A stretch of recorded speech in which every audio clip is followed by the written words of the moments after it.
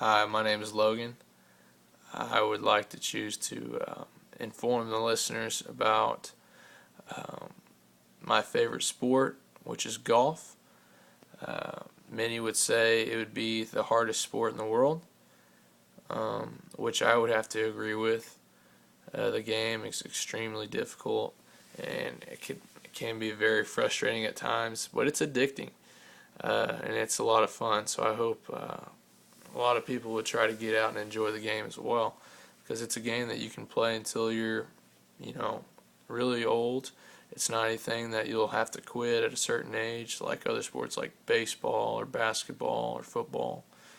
Um, but anyways, let's get into the play aspect of it. In golf, there's about three different types of shots. There's the drive, and then there's the irons or wedges, so we like to call them the short game, and then there's putting. The driver usually like to have about, for most men nowadays, to be able to be comparable to about a 300-yard drive, usually like to have about 100 mile per hour swing speed, and that's actually it's pretty fast. Unlike women would like their swing speed to be about 70 to 80 miles per hour, which is also as well. Um, when your swing speed is that fast, obviously it is harder to control. Also, with different occurrences like wind change and any other kind of weather, or understanding which way the fairway is running, there's different things that you have to pay attention to be able to be consistent and successful off the tee box when in terms of driving. The short game aspect, whenever you're using an iron or a wedge, just to give a good perspective, to be successful from 100 yards and in, 100 yards, so a football field, experts say that professionals, whenever they're 100 yards and in, should hit the ball to 10 feet or less 75% of the time. 75% of the time, 10 feet or less from an entire football field. I don't know. To me, that's pretty mind-boggling when you think about it. I've played the game for a long time, so I don't really realize it whenever I hit shots like that. But just thinking about it from outside, as an amateur, you really do. It's mind-boggling. It really is. The distance that the ball is traveling, and the touch and the control that you have to have with your swing speed. It's pretty impressive. There's also different aspects, like I said before, when driving. Short game, you have to take into account weather, like wind change and other things like that. Also, you have to worry about, is the green above you? Is the green below you?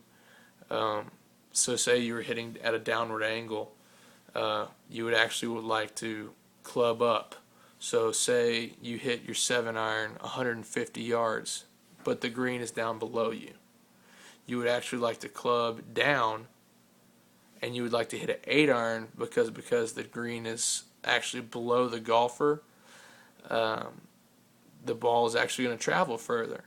So you have to take other things into account and then be able to estimate what club is going to hit to that distance. Also, there's shorter shots like chipping, like right around the green. You would like to know how far you want to carry the ball before you want the ball to hit the ground and then roll towards the pin or the hole. So if you were wanting to hit a pitching wedge, you would like the ball to fly a little further than you say you wanted to try to chip a ball with like a 5-iron, which you would like to keep it lower and then roll the ball up to the hole. there's different kinds of shots in terms of chipping, and it's very in depth, and also just an example of why the game of golf requires so much knowledge and so much learning to become successful. Also, there's putting. Putting in itself is probably the most frustrating part of the game. They say that 3 putts are the worst way to kill a golfer's round, because it's literally the ball is on the ground, and usually your first putt isn't going to be more than 30 feet, about 30 or 35 feet. Putts over that distance, that's kind of out of the norm. So hitting the ball 3 times, say on a hole that you scored a 6 on, you scored half of your strokes already while you were on the green, and the ball never left the ground. So the putting is where you could score really well, but also is where you can have your downfalls at.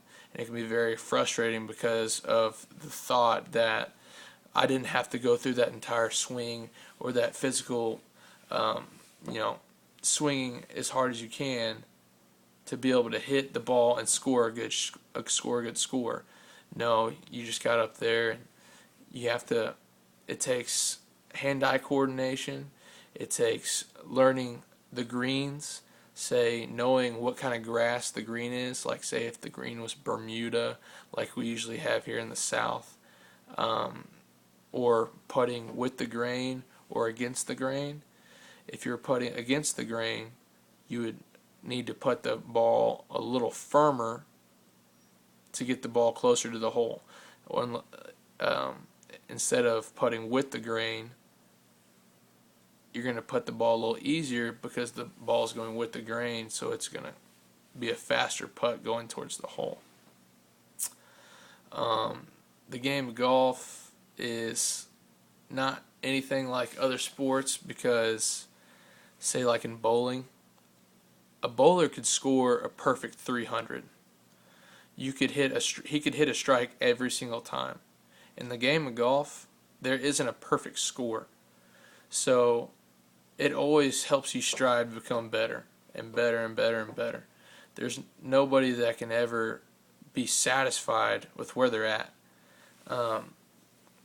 which also is, it can be frustrating at times, but it's nice to think about, because it's one of those games that you'll never be able to quit at as well. The game of golf is extremely frustrating to the point of the amount of time that you have to put into it to become successful. Experts say that you should be able to shoot in the 90s. Like I said, I shoot in low 80s, high 70s, and the professional golfers shoot about low 70s to high 60s. To be able to shoot in the 90s, experts say that an amateur golfer will have to have about 6 years of practice and weekly lessons from other professional golfers to be able to shoot in the 90s.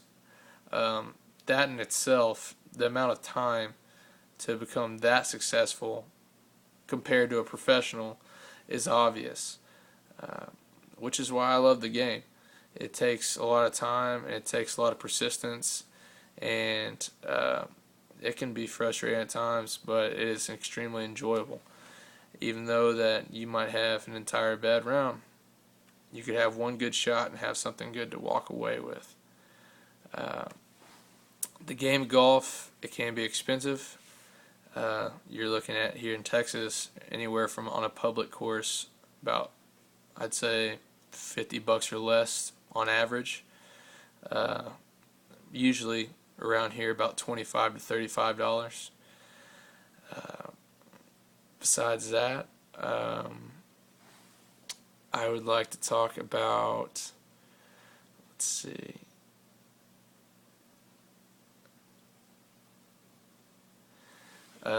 professionals usually hit about hundreds and hundreds of different shots a day to become where they're at. and they say that to be able to be a double bogey golfer, which is somebody that shoots about 100 or more, they'd have to hit about 100,000 golf balls to be able to shoot 100. Just think about that, and I'll give you a good idea of how hard the game of golf is, but how addicting it is as well. Because everybody knows how many people love the game of golf, and even though everybody experiences bad rounds, everybody experiences frustration in the game, we always come right back to it. And I wish that everybody else would try the game and give it a shot, because it's a lot of fun. And stick with it, because as soon as you put the ball in the hole from a good distance, or you hit it really close, I hope that you'll be coming back to play the game and enjoying it as much as I do. And that is the game of golf from my perspective, and I hope that I informed it in the best way. And I hope everybody had a good week, and I'll see y'all later.